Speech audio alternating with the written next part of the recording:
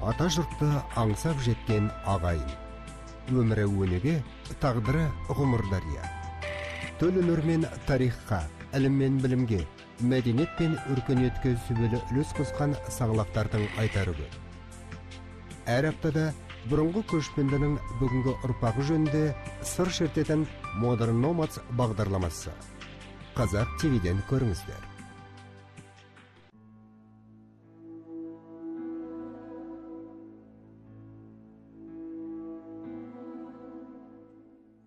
Жоғалттым әлденемді түсіріп қолымнан, қарадым су бетіне, көлеңкеге, ол да қарап құшағын ашты маған.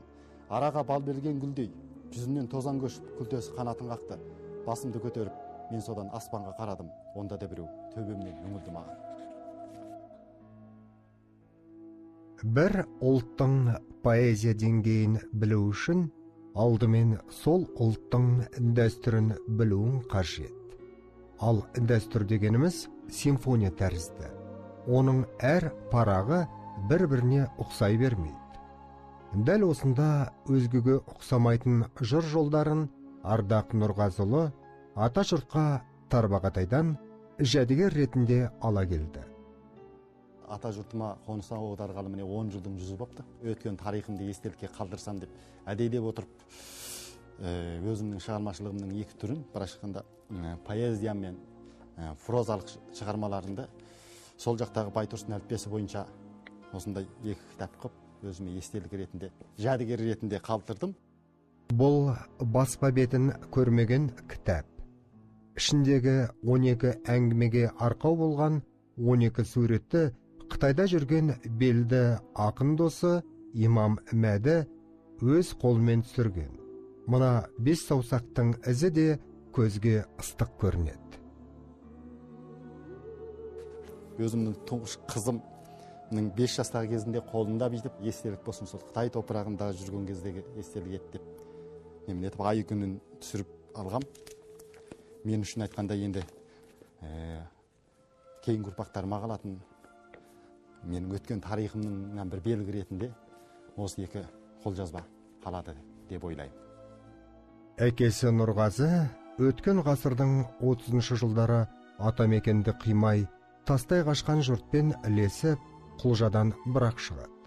Қайда барсаң қорқыттың көрі демекші, Қытайдағы Шаймақ көтерілісінің ықпалымен тұрақтаған ауылынан ұзап, амалсыз Санжы шақырында қоныстанып қалады. Ардақ осында туып өсті. Бала кезден әкесінің қисса дастанын тыңдап, әдебиетке ерекше құмартып өсті. Әдебиетті сүйген әрбір жан секілді, қарып танығаннан бастап ертегіге үйір болды. Уақыт өте көркем шығармаларды парақтады. Кітапқа құмарлығы соншалық, Алматыдағы ұлттық кітапхана есігін ең бірінші болып ашып, ең соңында жабатын осы Ардақ.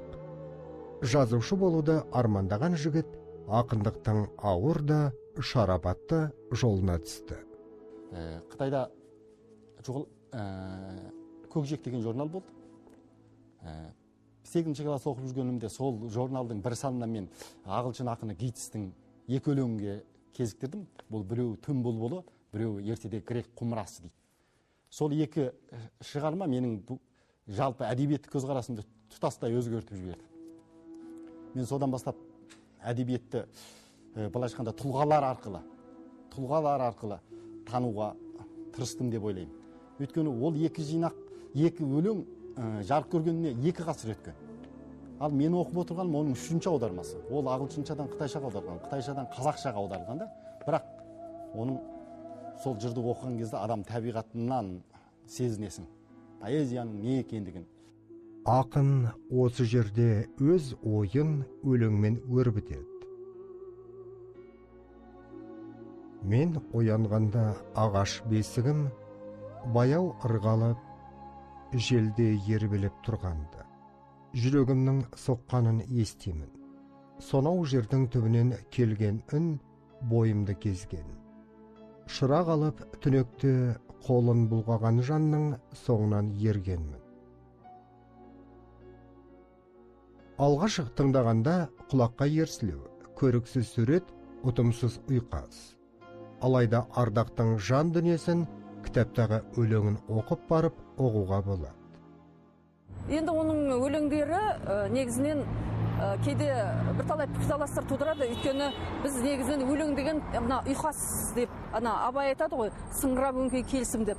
Сол сияқты деп қабылдаймыз негізінен, бірақ Ардақтың өлеңдерінде ішкі ырғақ, ішкі ұйқас жатады. Ардақтың өлеңдері негізінен оның мына дүниетанымнан құрылымдық өзгерістер жасайды, сода туындайды. Әр жылдармен сырттағы ағайынның бір шоғыры келді дейді Алматы ақшамы басылымының бас редакторы Қали Сәрсенбай. Ардақ Нұрғазылы қазақ әдебиетіне қосылған тыңлеп жаңа буын. Енді Ардақ Нұрғазылы бұл өзі жас болғанменен талабы таудай жігіт. Ең бастысы бұл жігіт интеллектуал. Үлкен интеллект бар мұнда. Бұл өзі көп оқитын жігіт. Сосын бұның мына өзі қолтаңбасы да жазуы да ешкімге ұқсамайды. Бұл әлгі бір Алатауға қарап алпыс жол, Қаратауға қарап 40 жол жазып отыратын адам емес. Бұл кәдімгі бір мәселені алса, соны шиырлап жүрмейді, нақты, кәдімгі дәлелді ғылыми деректермен, мол рухани мәліметтермен дәлелдеп шығады. Қабырғалы қазақ поэзиясы сан салалы. Соның бірі кейін пайда болған постмодернизм. Ардақ дәл осы бағытта қаламына арқау еткен жігіт. Олар үшін айқай-шу сол дәуірдің айқын ерекшелігі. Өзі өмір сүріп жатқан кезеңді айнытпай бейнелеу басты мақсат. Ардақтың бір қасиеті, жалпы мына өзі қазақтың мына әлгі қара өлеңі бар ғой. Кәдімгі 11 буыннан тұратын. Біз соған қалыптасқанбыз ғой. Мысалы, көп ақындарымыз сол бағытта жазған. Ал енді мына Ардақтың поэзиясы бұл бір ақ өлең түрінде. Мұнда ұйқас аздау, бірақ ой басым, танымдық деңгейі жоғары. Көрдіңіз ба? Бұл поэзияның кәдімгі поэзия менен прозаны бір терең астастырған ба, сондай бір жағдайы бар да, сондай бір тәсілі бар өзінің. Құладым тексіз биіктен түнекке, кім мені алақанын алып мәпелеп жіреткен. Аспанды теңгедей көсеткен терезенің әйнегі шағылып, ат қойды айғаймен шу. Көшеде жел сүйреген қиқым қағаз шарқ ұрды елеуреп. Төбемнен төгілген лампаның жарығында көлеңкеміз көбейді әлден ешеу болып. Мен одан жағасы жыртылған көлеңкені таба алмай, дал болып мысым құрыды. Терезенің алдында тұрған бір түп қарағашқа сүңгіті торғай қараңғы қапаққа кіріп кетті. Темір есік шарт етіп жабылды, ар жағынан естілді кешек айғай.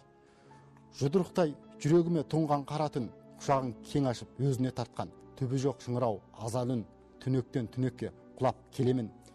Кітапта ашық терезеден сыртқа атып жіберсең, алақанынан ұшады кептер, қанатын қаққанда естіледі, соғыс балтасының үнінде Моцарт жаназасының нотасы бар. Қара жерге тырс етіп тамған бір тамшы қаннан естисің тіршіліктің ақырған қасіретін. Төбемнен қарап қалған сәби қолым бұлғады, балбұл жанған жүзінен көрдім алаулаған күнді. Үрейім ұшты, көрдіме деп қараңғы қапаста отырған мені. Жыладым, жұрт қорықты, аспан мен жер толқып, тарының қаузына сыйдалем. Мен көрдім қазулы көр, жарықтың көзінен. Қайдан келемін, қайда барамын. Бұл бақша поэмасынан үзінді. 11 тараудан тұрады. Бастапқыда жазушы болам деп тырысқан жігіт, прозадан көрі өлең жолдарынан мол табысқа жетті. Ардақ шында біздің қазақ әдебиетінде келіп қосылған үлкен бір мықты тұлға деп есептеймін. Өйткені Ардақтың сыншылығы ол ерекше сыншылық. Оны неге дегенде Ардақтың кәдімгі өзінің біріншіден позициясы мықты, екіншіден Ардақтың білімі өте үлкен жігіт. Ол мына Қытай тілін өте жақсы біледі, сондықтан да болу керек. Мысалы, біздер кезінде орыс тілі арқылы танысқан еңбектердің бәрін сол кезінде түпнұсқадан алғашқылардың бірі болып оқыған.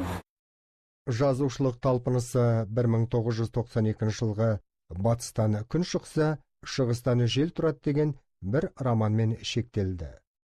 Дегенмен көркемсөз ақын жігіттің жүрегін жеткізе алмады, ойын толық бере алмады. Әдебиеттің дамуын өзі түрліше кезеңдерге бөлсек, модернизм ең соңғы бір кеменіне келген изім ретінде қаралып, сол тұрғысында сөз жүзсіз қазақ әдебиетінің бүгінге дейінгі тарихынан модернизмнің негіздерін іздеу керек. модернистік тұрғыдан талдау жасау керек болды. Мен осы негізінде кітабымның басы ұстанымы осы қазақтың модернист поэзиясындағы модернизм негіздерін іздеуді басты алғы шарт етіп алдым. Қазақта бүгінге дейін ақындардың бірнеше ұрпағы ауысты. Мағжан, Ілияс, Мұқағали, Жұмекен, талай-талай ақиық ақындар қайталанбас жыр жолдарымен есте қалды. Олардың әрқайсысы дара болмас бір туар тұлға. Жұрттың бұларға деген ықыласы қашанда шексіз. Шығыстың мынау ойшылдары,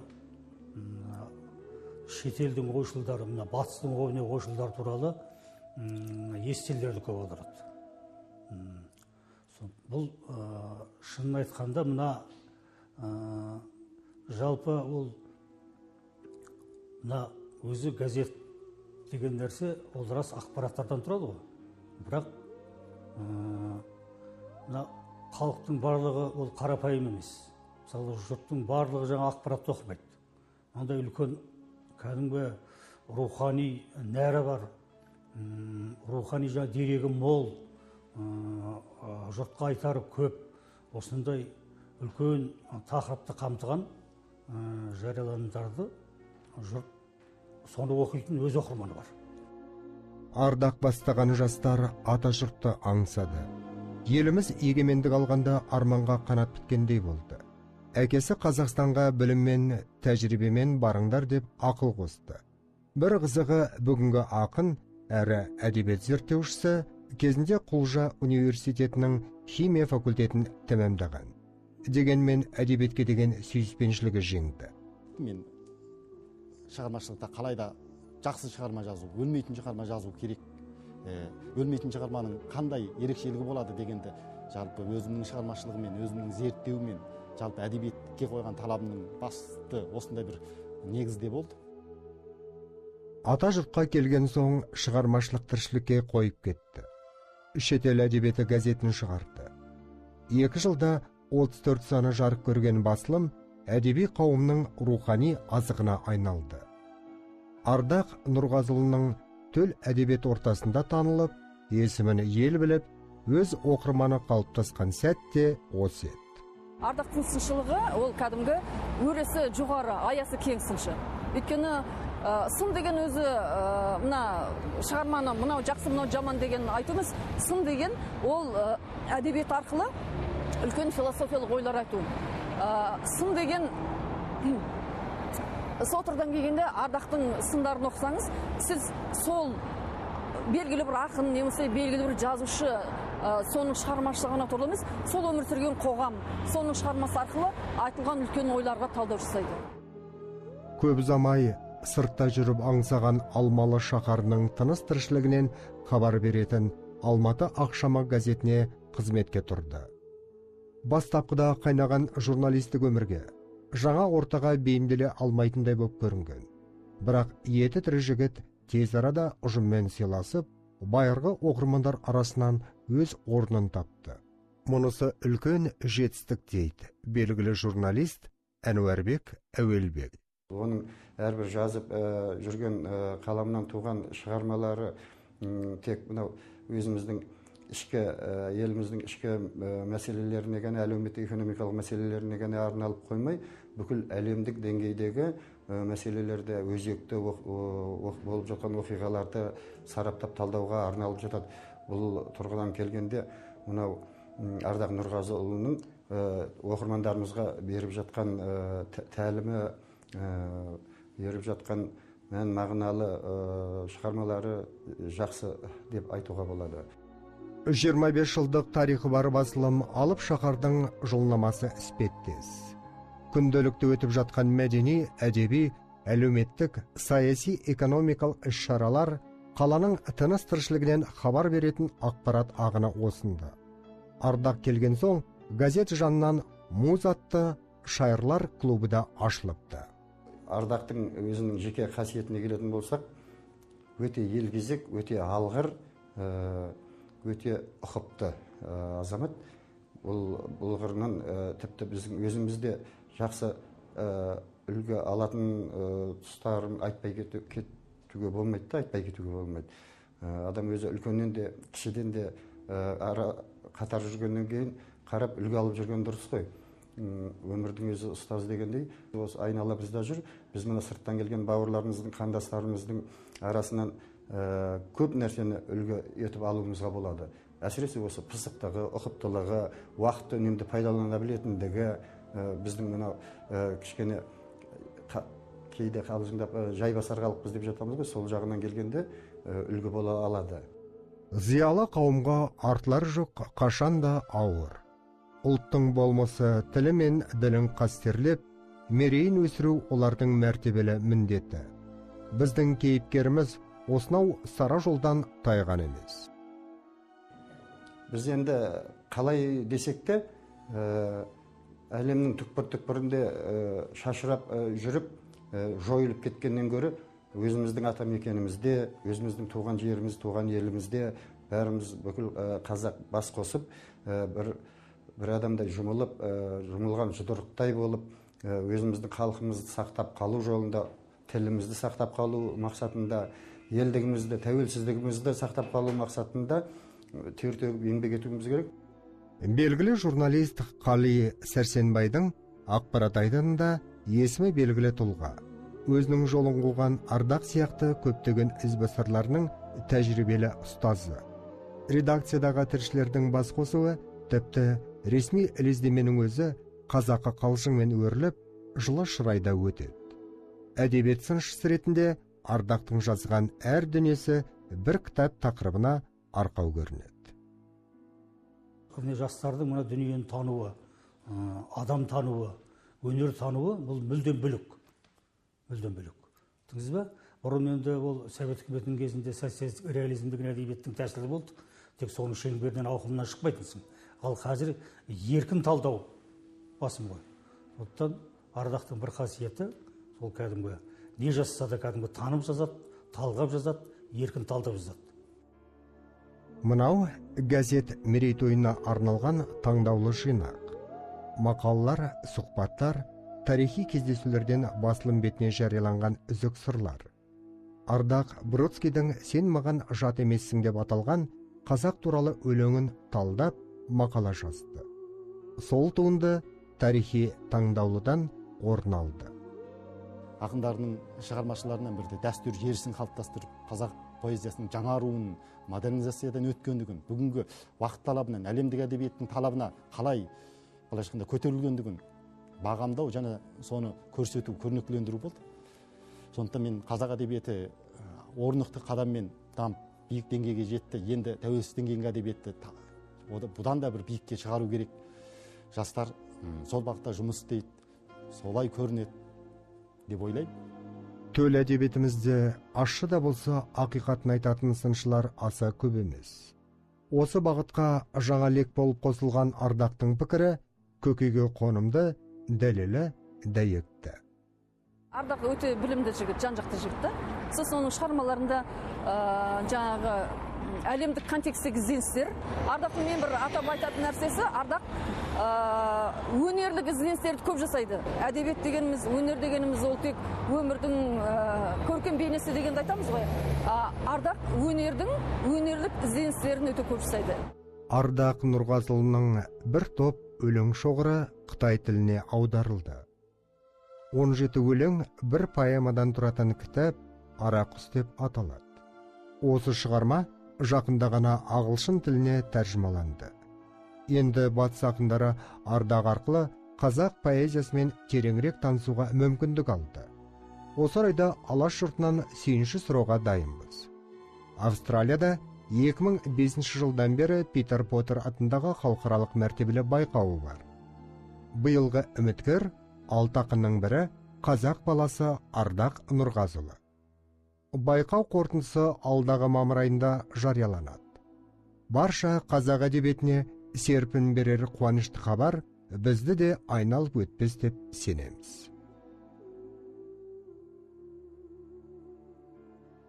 Басты ой қазақ поэзиясын жаңарту, жаңа тәуелсіз деңгейге поэзияны үлкен деңгейге көтеру, сондай мақсатты алдыға қойып жұмыс істеп жатырмыз.